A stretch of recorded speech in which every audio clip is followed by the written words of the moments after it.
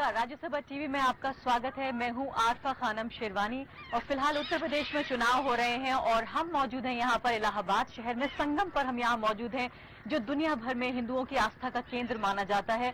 फिलहाल हम एक ऐसे शहर में हैं जो ये माना जाता है कि ये शहर सोचता है, इसका अपना दिमाग है और राजनीतिक तौर पर भी यहाँ लोग काफी जागरूक हैं। हमने यहाँ राजनीतिक दलों को नहीं बुलाया है बल्कि उन नागरिकों को बुलाया है जो यहाँ जो नागरिक है, खास जो आम जनता है, उसकी नब्ज को अच्छे तरीके से पहचानते हैं। तो हम ये जानने की कोशिश करेंगे कि आम जनता के मुद्दे क्या हैं, आम जनता आखिर किन पॉलिटिकल पार्टीज को या किन नेताओं को किस बुनियाद पर वोट करना चाहती है। यहाँ हम किसी तरीके से जो पोल्स हैं, जो चुनाव है, उनका कोई प्रेडिक्शन यहाँ करने की कोशिश नहीं करेंगे, सिर्फ ये समझेंगे कि आखिर उत्तर प्रदेश क्या चाहता है। तो इलाहाबाद के नजरिए से उत्तर प्रदेश को हम समझने की कोशिश करेंगे क्योंकि ये वही धरती है, ये वही शहर है जिसने आजादी से पहले से लेकर आजादी के बाद तक कहीं न कहीं देश को राजनीतिक दिशा देने का भी काम किया है।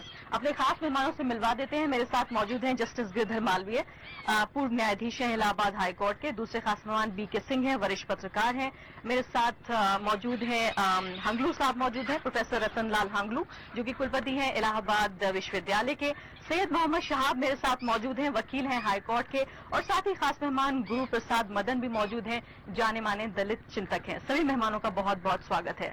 सबसे पहले जस्टिस गिरधर, मैं आपके साथ ही शुरुआत करना चाहती हूँ कि अब की बार चुनाव में जो हमने देखा कि पॉलिटिकल पार्टीज का जिक्र हो रहा है कि बीजेपी आगे जा रही है या समाजवादी पार्टी इस चुनाव को जीत रही है, लेकिन जो चीज एक गौण हो गई है इस पूरे माहौल में वो ये है कि आखिर मुद्दे क्या हैं। क्या आपको लगता है कि नोटबंदी एक बड़ा मुद्दा है, सर्जिकल स्ट्राइक बड़ा मुद्दा है, या वही पुराने मुद्दे हैं बिजली, सड़क, पानी, रोजगार?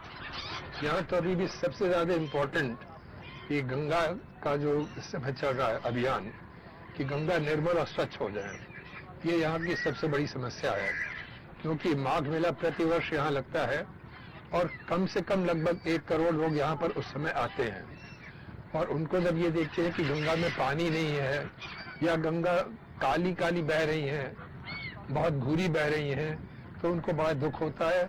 एक यहाँ पर एक एजिटेशन सा होता है और सारा शहर उससे क्योंकि पूरा इलाहाबाद भी यहाँ नहाने आता है, तो सबको उस समय बहुत चिंता होती है कि आखिर क्यों नहीं हो रहा है, सालों साल हो गया, आखिर गंगा क्यों नहीं साफ? क्या ये राजनीतिक मुद्दा है? मेरे ख्याल से राजनीतिक नहीं, क्योंकि ये आज पिछले 20-25 साल से इसको स्वच्छ करने का अभियान चल रहा है। लेकिन क्या वोटर इस बात को ध्यान में रखेगा जब वोट करेगा? क्या ये एक बड़ा मुद्दा है इलाहाबाद के लिए? मेरे ख्याल से वोट के लिए तो बहुत बड़ा मुद्दा नहीं होगा, क्योंकि सबने कहा कि हम चाहते हैं निर्मल गंगा हो जाए, तो इससे किसी एक को इसका श्रेय नहीं मिल सकता है।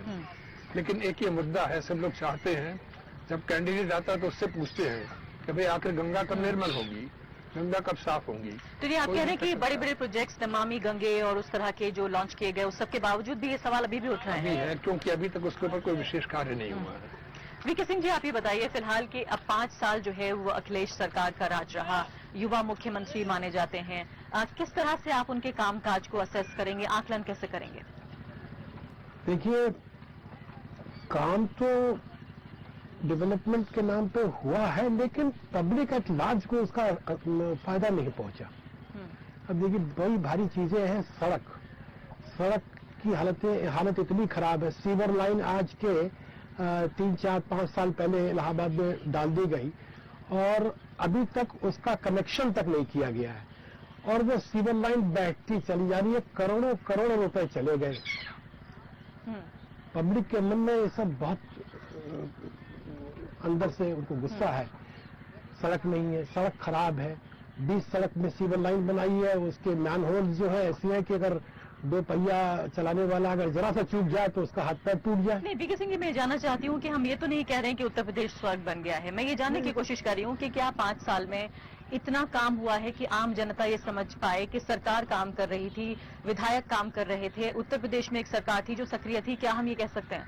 ना, ऐसा कुछ नहीं दिखा कि सरकार बहुत काम कर रही है। हंगलू जी, की आपकी यही राय है? मेरी ये राय नहीं है, लेकिन इस राय की नजदीकी मेरी राय भी है। एक तो जैसे जस्टिस मालवीय साहब ने कहा कि एनवायरनमेंट का एक इश्यू है, दूसरी बात है डेवलपमेंट का इश्यू, एम्प्लॉयमेंट का इश्यू, रहन सहन का इश्यू। जब हम देखते हैं इलाहाबाद को और यहाँ के लोगों को, मुझे लग रहा है कि ये एक ऐसी सिटी है जो मोस्ट नेग्लेक्टेड सिटी है compare to various other cities in the country at the moment. Education के मामले में हम देखेंगे या डेवलपमेंट के मामले में हम और देखेंगे। तीर्थराज होने के बावजूद की पूरी दुनिया से यहाँ श्रद्धालु पहुंचते हैं। यहाँ ये सिर्फ भारत श्रद्धालु की बात वर्ल्ड नहीं से है। आ जाते हैं। In fact we have NRIs coming, Indian diaspora coming, लेकिन उसके बावजूद भी हम देख रहे हैं कि ये एक ऐसी सिटी है जो बहुत ही महा नेग्लेक्टेड सिटी है। और यहाँ डेवलपमेंट और जिसको हम कहते हैं, हमें भी यूनिवर्सिटी की तरफ से हमारा वास्ता एडमिनिस्ट्रेशन से पड़ता है, तो we find that law and order situation is zero almost, I would say. तो उस नजरे से बेसिकली इलेक्शन का जो लोगों में मुद्दा है वो डेवलपमेंट का मुद्दा है। लेकिन अखिलेश यादव का जो प्रोजेक्शन है वो तो नए विकास पुरुष के तौर पर है कि 5 साल में नया उन्होंने विकास काफी काम किया है। अब के इनफैक्ट आपके आगे वो करेंगे या कुछ प्रोजेक्ट्स का उन्होंने विकास कर दिया है, लेकिन वो डेवलपमेंट अभी असल में that development should be mediated to the popular level. It has not yet reached to that level. It has not been mediated to the public, because you see, if public benefits from development, then development is development. Like we say, knowledge is knowledge when it is shared. लेकिन क्या ये perception है या वाकई हम आंकड़ों की बुनियाद पे ये कह सकते हैं? क्योंकि अखिलेश यादव वो खुद या उनकी टीम ये प्रूव कर सकते हैं, साबित कर सकते हैं। हमने नेताओं को नहीं बुलाया, बल्कि न्यूट्रल हमने जो सिटीजन्स हैं, जो नागरिक हैं, हमने उन्हें बुलाया हमने इसलिए क्योंकि हम ये नहीं चाहते कि दावे हों। इसलिए हम ये कह रहे हैं कि क्या आंकड़ों की बुनियाद पे हम ये कह सकते हैं या सिर्फ एक परसेप्शन है, एक ख्याल है?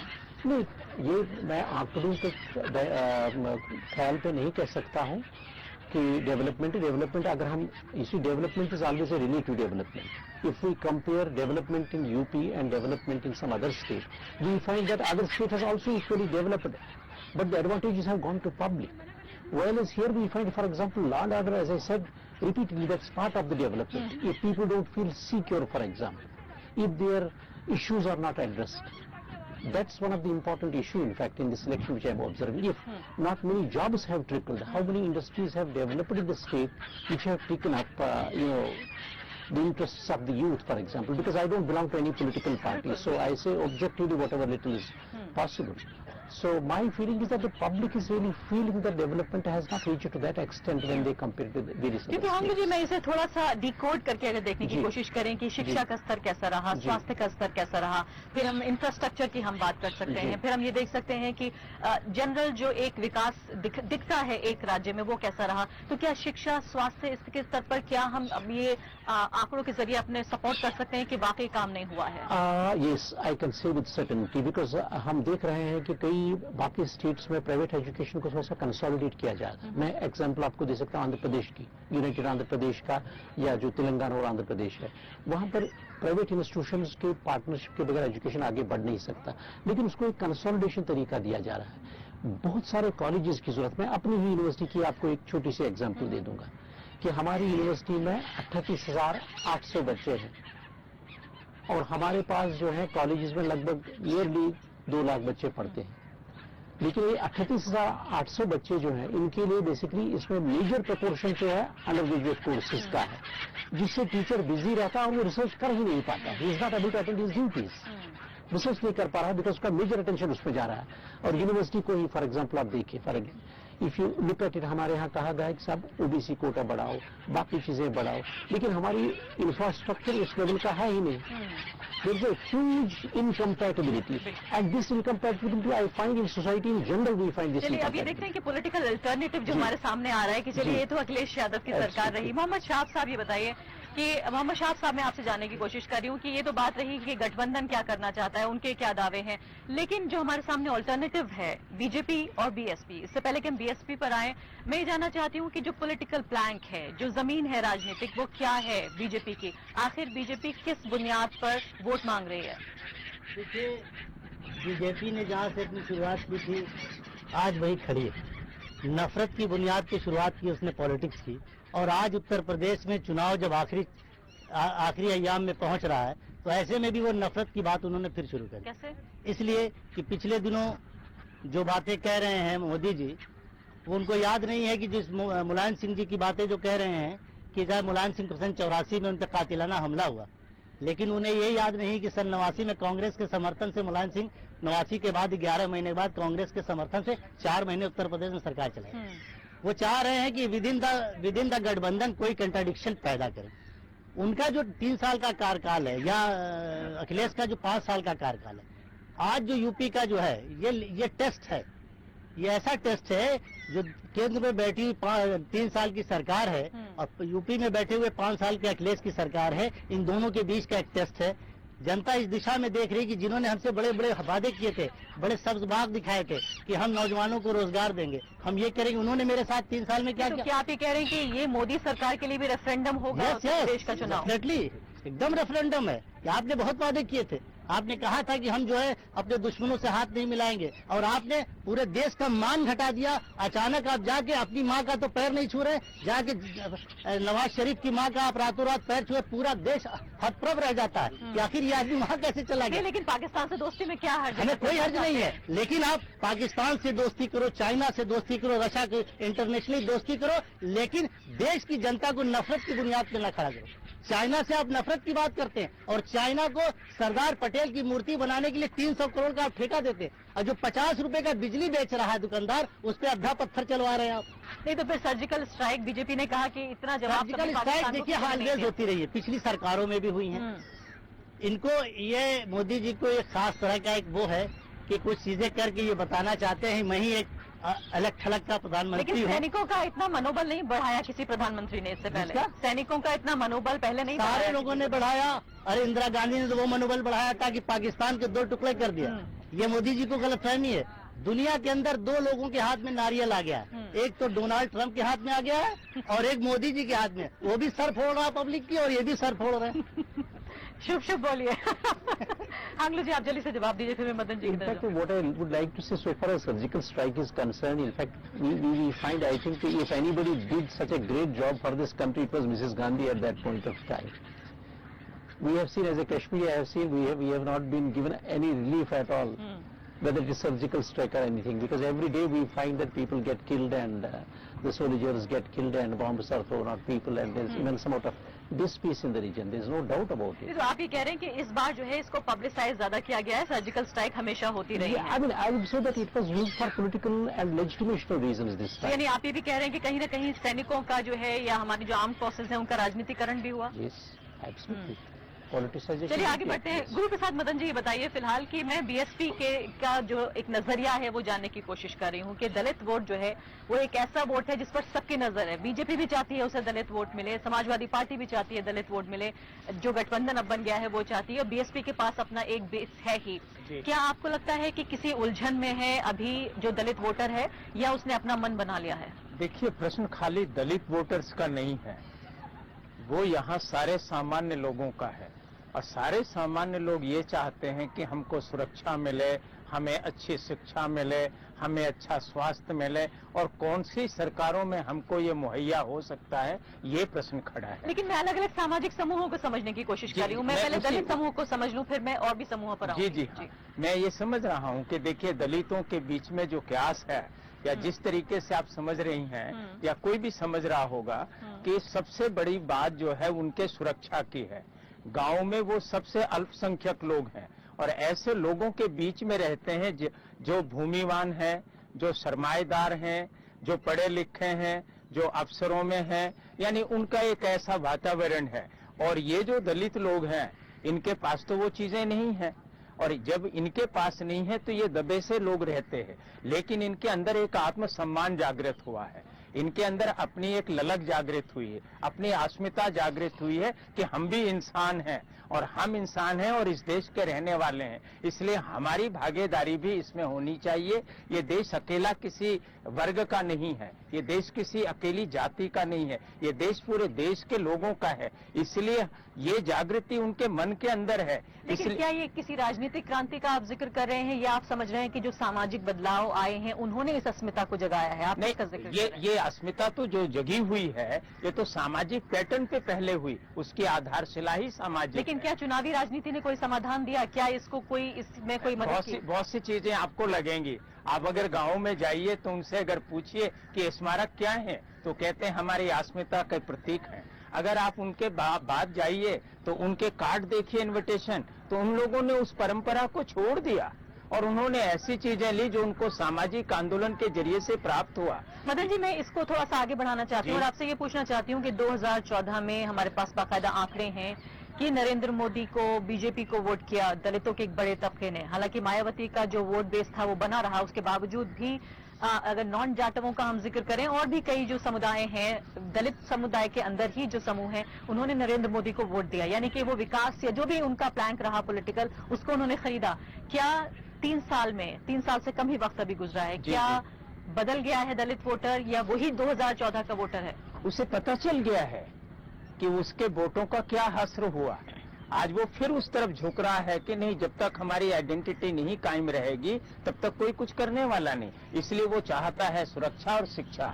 शिक्षा के लिए एक सी शिक्षा चाहता है, एक सा अवसर चाहता है, एक सा उसको लॉजिंग फूडिंग चाहता है। इसलिए वो चाहता है कि कुछ हमारे साथ ऐसा हो। तो वो सिर्फ मायावती की सरकार में संभव है या दूसरे समूहों को वो भी? जो भी सरकार कर सकती है अगर इस तरीके करती है, लेकिन लोग करने वाले नहीं हैं, क्योंकि दिमागों में एक बात भरी हुई है कि अगर डिस्पैरिटी नहीं खत्म हो गई तो शासन किस पे करेंगे।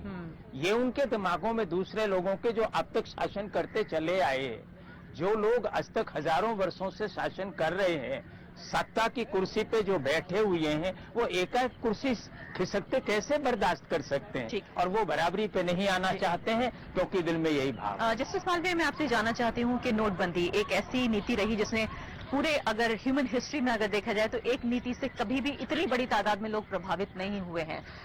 क्या इलाहाबाद शहर और उत्तर प्रदेश खासकर ग्रामीण और इसके शहरी इलाके हैं, किस हद तक आप इसका फर्क महसूस करते हैं? क्या वाकई जिस तरह से बीजेपी ने इसको हमारे सामने रखने की कोशिश की, जैसे कि ये भारतीयों के लिए एक तरह का मॉरल प्रोजेक्ट है कि पूरा पैसा साफ हो जाए, सब सफेद धन बन जाए, काला धन खत्म हो, क्या लोग इस थ्योरी को खरीद पाए हैं?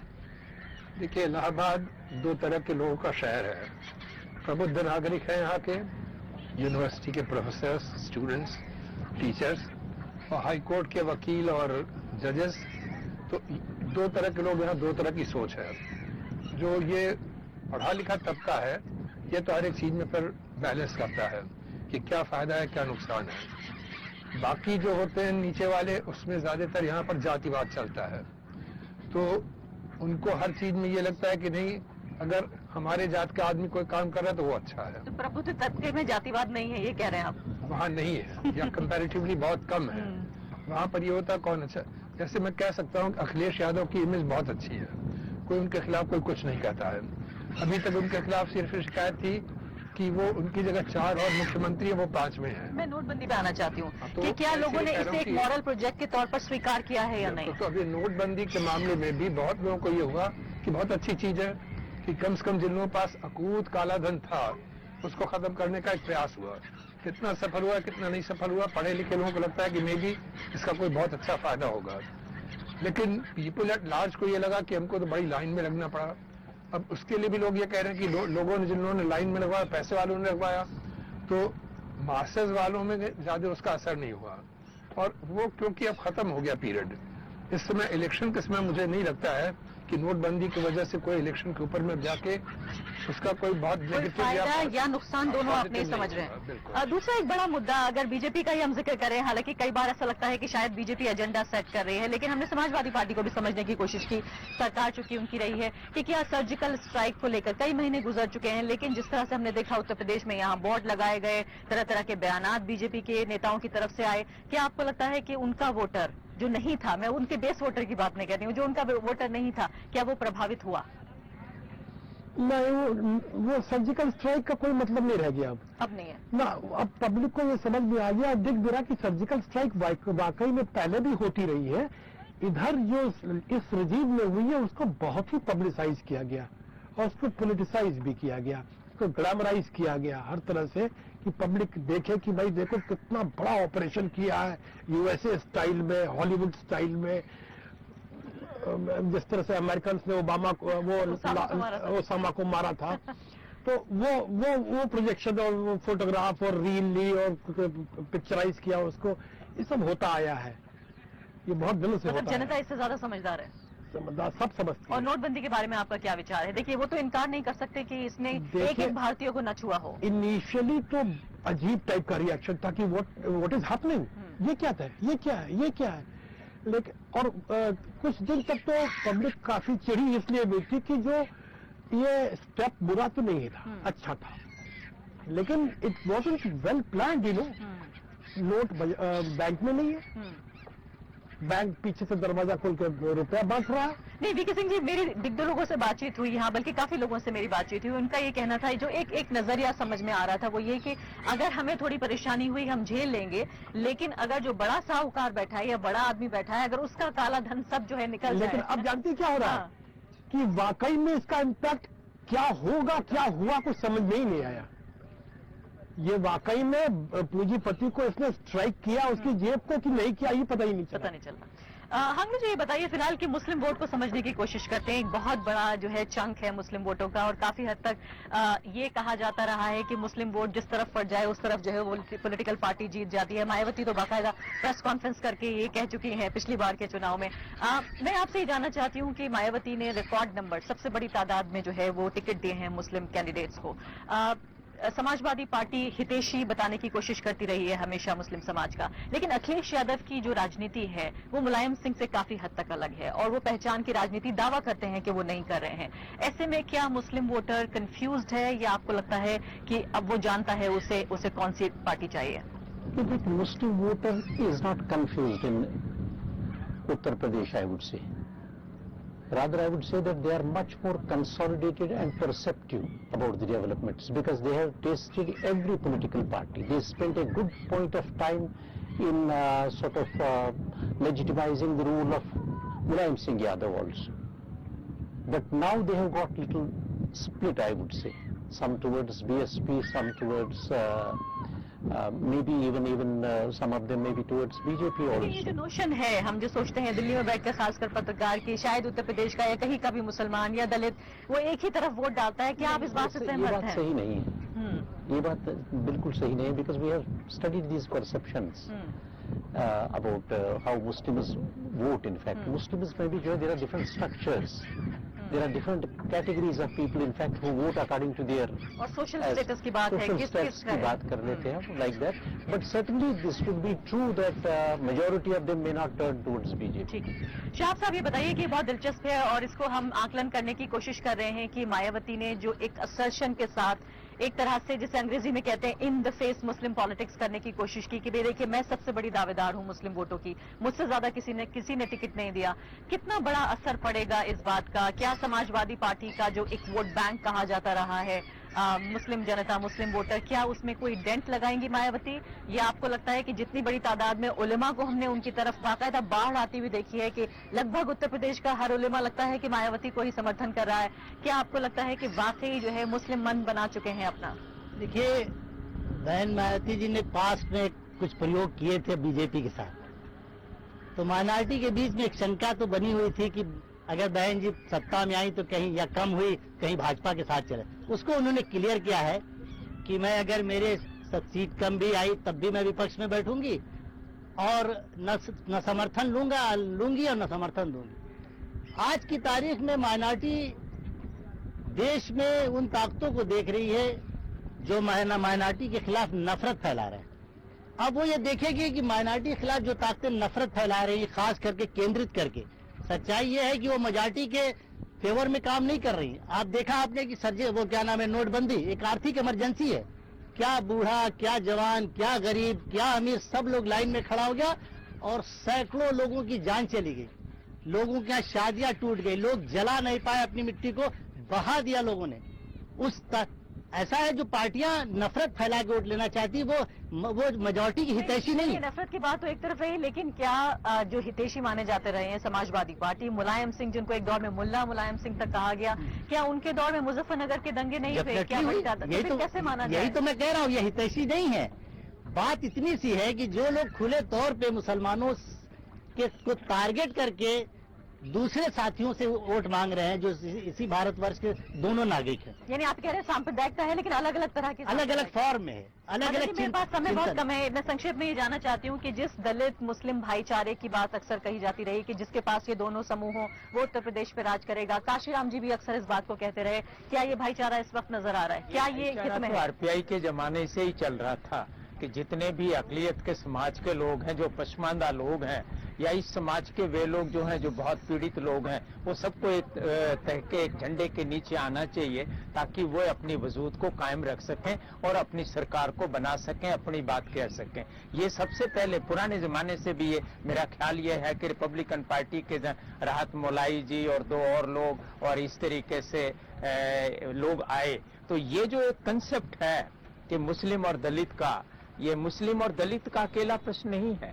ये प्रश्न तो उन लोगों का है जो इस देश में पसमानदा लोग हैं, जिनको सरमाएदार लोगों ने दबा के रखा, जो सांप्रदायिक ताकतों ने उन पे अत्याचार किए, उनकी एकजाई होने के लिए कि हम उनके मुकाबले पे खड़े हो रहे हैं या उनसे मुकाबला करेंगे कि जो लोग इस देश को लूटते रहे, जो लोग इस देश को शोषण करते रहे, और नहीं क्यों नहीं आज तक हम तो कह रहे हैं कि क्यों नहीं एक सी शिक्षा और एक साथ दीक्षा कर दी गई होती और जाति का नाकपूछ काट दिया गया होता, सब भारतीय पैदा होते, कोई ऐसा नहीं होता। चलिए, बहुत अच्छी बात, बहुत आदर्श बात कही है आपने, और इसी नोट पर मैं कार्यक्रम खत्म करना चाहती हूँ। तो साफ तौर पर यहाँ मौजूद जो मेहमान हैं, जो ये सब जिम्मेदार शहरी हैं, जो समझते हैं उत्तर प्रदेश को, इलाहाबाद को और हिंदुस्तान को भी, वो ये कह रहे हैं कि काफी हद तक जो लगभग 3 साल का कार्यकाल है नरेंद्र मोदी का, न सिर्फ उत्तर प्रदेश में जो चुनाव हो रहा है वो अखिलेश सरकार के काम का जो है आकलन है, बल्कि वो लगभग 3 साल जो पूरे हो रहे हैं उनके लिए भी काफी हद तक असरदार साबित हो सकता है। फिलहाल संगम से, इलाहाबाद से अभी के लिए इतना ही। नमस्कार।